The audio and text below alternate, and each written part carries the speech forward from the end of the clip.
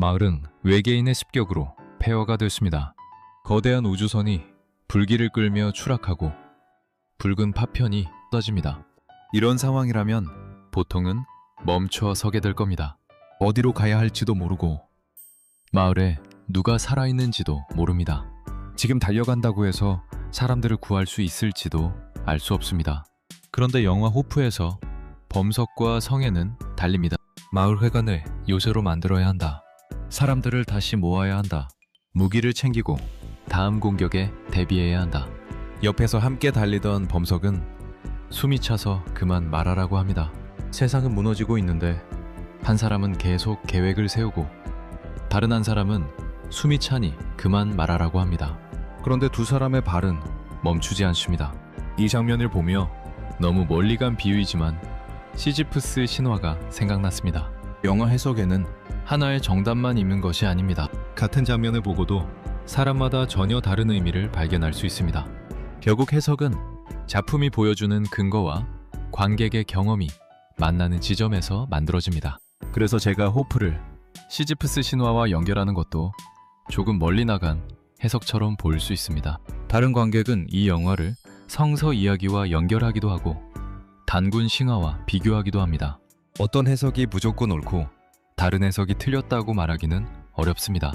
어떤 해석이 무조건 옳고 다른 해석이 틀렸다고 말하기는 어렵습니다. 저는 그 중에서도 마지막에 계속 달리는 인간의 모습에 주목했습니다. 시지프스는 돌이 다시 굴러떨어질 것을 알면서도 산 위로 밀어올립니다. 무너진 세계에서 희망은 과연 무엇인가? 저는 그 질문에 대한 하나의 답을 시지프스 신화에서 찾았습니다. 돌은 다시 굴러떨어집니다. 인간의 계획도 다시 실패할 수 있습니다. 그런데도 시지프스는 다시 돌을 밀고 호프의 인간들은 다시 달립니다. 시지프스는 신들을 속인 죄로 영원한 형벌을 받습니다. 그는 거대한 바위를 산 정상까지 밀어 올려야 합니다. 마침내 정상에 가까워집니다. 이제 조금만 더 밀면 끝날 것처럼 보입니다. 그런데 바로 그 순간 바위가 손끝에서 빠져나갑니다. 바위는 그가 올라온 길을 따라 다시 산 아래로 굴러떨어집니다. 그러면 시지프스는 다시 내려갑니다. 그리고 처음부터 돌을 밀어 올립니다. 이 일은 영원히 반복됩니다. 시지프스에게는 완성이 없습니다. 언젠가 돌을 정상에 올려놓고 편안히 쉴 수 있다는 약속도 없습니다. 노력하면 반드시 보상받는다는 희망도 없습니다. 아무리 밀어도 바위는 다시 떨어집니다. 그런데도 시지프스는 다시 돌 앞에 섭니다. 물론 영화가 시지프스 신화를 직접 인용했다고 단정할 수는 없습니다. 다만 실패할 가능성을 알면서도 다시 움직이는 인간이라는 점에서 두 이야기는 충분히 연결될 수 있습니다. 나홍진 감독의 영화는 이야기보다 이미지가 먼저 강하게 다가오는 경우가 많습니다. 호프 역시 압도적인 장면과 강렬한 이미지에 비해 인물과 사건을 연결하는 설명은 충분하지 않다고 느낀 관객이 많았습니다. 그래서 어떤 관객은 이야기가 흩어져 있고 완결성이 부족하다고 평가합니다. 하지만 다르게 보면 이 영화에는 이야기가 없는 것이 아니라 관객이 장면 사이의 의미를 직접 연결해야 하는 부분이 많다고 볼 수도 있습니다. 영화가 모든 것을 친절하게 설명하지 않기 때문에 관객은 질문하게 됩니다. 왜 인간들은 계속 달리는가? 왜 도착하는 장면을 보여주지 않는가? 무너진 세계에서 희망은 과연 무엇인가? 저는 그 질문에 대한 하나의 답을 시지프스 신화에서 찾았습니다. 호프의 마지막 장면에서 달리는 범석과 성애도 어딘가 시지프스와 비슷합니다. 하지만 두 사람이 왜 시지프스와 닮았는지 이해하려면 먼저 영화 속 인간들이 어떤 존재로 그려지는지 살펴봐야 합니다. 호프에서 인간은 많은 것을 봅니다.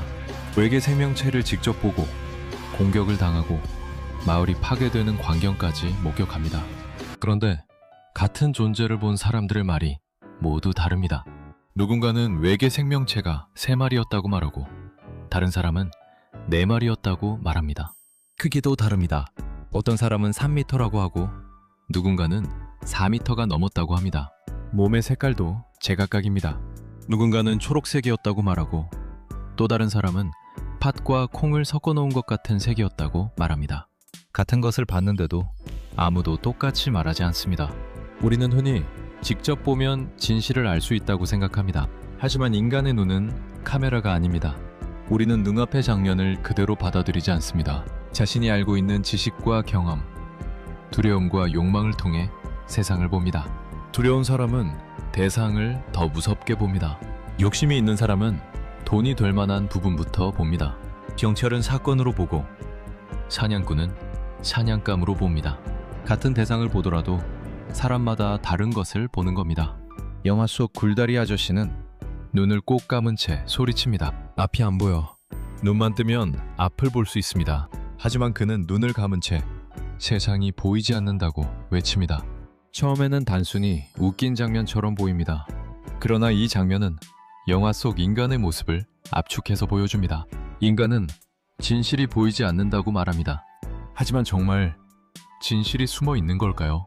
어쩌면 인간이 두려움 때문에 눈을 감고 있는 것은 아닐까요? 보고 싶은 것만 보고 믿고 싶은 것만 믿으면서 세상이 불분명하다고 불평하는 것은 아닐까요? 마을 사람들은 외계 생명체가 무엇인지 모릅니다. 왜 지구에 왔는지도 모르고 처음부터 인간을 공격하려 했는지도 알 수 없습니다. 그런데 인간은 모르는 상태를 오래 견디지 못합니다. 그래서 그 존재에게 이름을 붙입니다. 호랑이라고 부릅니다. 정체를 알 수 없는 존재에게 자신들이 이미 알고 있는 동물의 이름을 붙인 겁니다. 이름을 붙이는 순간 사람들은 그 존재를 이해했다고 착각합니다. 호랑이라면 위험하다. 위험하다면 사냥해야 한다. 사냥해야 한다면 총을 쏴도 된다. 이렇게 알 수 없는 존재는 순식간에 익숙한 괴물로 바뀝니다. 그리고 양배가 총을 듭니다. 양배는 외계 생명체를 보면서 두려움보다 먼저 돈을 떠올립니다. 저걸 잡으면 얼마를 받을 수 있을까? 희귀한 동물이라면 큰 돈이 되지 않을까? 그는 눈앞의 생명을 하나의 가격표로 바꿉니다. 그리고 방아쇠를 당깁니다. 거대한 재앙의 출발점은 거대한 무기가 아니었습니다. 한 인간의 작은 욕심과 한 발의 총성이었습니다. 인간은 자신이 무엇을 공격하는지도 모른 채 먼저 총을 쏩니다. 그러고는 상대가 반격하자 자신이 피해자라고 생각합니다. 인간에게 외계 생명체는 괴물입니다. 괴물은 거대한 몸으로 사람을 죽이고 자동차를 던지고 마을을 파괴합니다. 하지만 외계 생명체의 입장에서 인간은 어떤 존재일까요? 자기 가족에게 총을 쏘고 아이를 빼앗고 돈을 벌겠다는 욕심으로 생명을 해친 존재. 어쩌면 그들의 눈에는 인간이 괴물일 수도 있습니다. 영화는 괴물과 인간의 자리를 뒤집습니다. 괴물은 반드시 저쪽에만 있는 존재가 아닙니다. 상대가 누구인지 이해하려 하지 않은 채 먼저 공격하는 순간 인간도 누군가에게 괴물이 될 수 있습니다. 성의 대사에서도 인간의 한계가 드러납니다. 외계 생명체가 자동차를 집어던지자 성애가 말합니다. 아무리 괴물이라도 남의 차를 던지면 안 되는 거예요. 지금 눈앞에서는 우주적 재난이 벌어지고 있습니다. 그런데 성애는 외계 생명체를 재물 손괴 사건의 범인처럼 바라봅니다. 남의 물건을 훼손해서는 안 된다는 인간 사회의 규칙을 들이대는 겁니다. 무섭지만 매우 인간적인 장면입니다. 인간은 자신이 가진 언어로만 세계를 이해할 수 있습니다. 경찰인 성애는 법과 질서의 언어로 봅니다. 양배는 돈의 언어로 봅니다. 마을 사람들은 익숙한 동물의 이름으로 봅니다. 누구도 세계 전체를 보지 못합니다. 모두가 작은 창문 하나를 통해 세상을 바라봅니다. 문제는 자신이 보고 있는 작은 부분을 세계 전체라고 믿는다는 것입니다. 그리고 그 확신이 폭력을 만듭니다. 범석도 처음에는 외계 생명체의 눈에서 분노만 봅니다. 사람을 죽이고 마을을 파괴하는 괴물이라고 생각합니다. 그러나 영화 후반부에 이르러 범석은 그 눈에서 다른 감정을 발견합니다. 슬픔입니다. 괴물이라고 생각했던 존재가 잃어버린 누군가를 찾아온 보호자일 수도 있다는 것을 뒤늦게 깨닫습니다. 인간은 자신들이 공격받았다고만 생각했습니다. 하지만 어쩌면 인간이 먼저 상대에게 돌이킬 수 없는 상처를 입혔을지도 모릅니다. 문제는 그 깨달음이 너무 늦게 찾아왔다는 것입니다. 이미 많은 사람이 죽었고 마을은 무너졌습니다. 인간은 종종 너무 늦게 이해합니다. 먼저 판단하고 나중에 생각합니다. 먼저 미워하고 나중에 상대의 사정을 알게 됩니다. 먼저 공격하고 모든 것이 끝난 뒤에야 자신이 무엇을 파괴했는지 깨닫습니다. 그렇다면 아무것도 확실히 알 수 없는 인간은 어떻게 살아야 할까요? 완벽하게 이해할 때까지 아무 행동도 하지 말아야 할까요? 그럴 수도 없습니다. 누군가 위험에 빠졌다면 일단 움직여야 합니다. 살아남기 위해 판단해야 하고 다른 사람을 지키기 위해 선택해야 합니다. 문제는 그 판단이 틀릴 수 있다는 것입니다. 인간은 틀릴 수밖에 없지만 행동하지 않을 수도 없습니다. 바로 여기에서 실존주의의 질문이 시작됩니다. 실존주의는 세상이 인간에게 정답을 미리 나눠준다고 생각하지 않습니다. 우리는 왜 태어났는지 모릅니다. 어떤 선택이 완전히 옳은지도 알 수 없습니다. 지금 내린 결정이 어떤 결과를 만들지도 정확히 예측할 수 없습니다. 그런데도 선택해야 합니다. 아무것도 하지 않는 건 역시 하나의 선택이기 때문입니다. 호프의 인물들도 누가 적인지 모릅니다. 누가 피해자인지도 모릅니다. 앞으로 어떤 일이 일어날지도 모릅니다. 그러나 계속 판단하고 움직입니다. 그리고 대부분 틀립니다. 그런데도 다시 판단합니다. 다시 행동합니다. 이 모습이 시지프스 신화와 까미의 부조리 철학과 만납니다. 시지프스는 돌을 밀어 올리지만 돌은 다시 떨어집니다.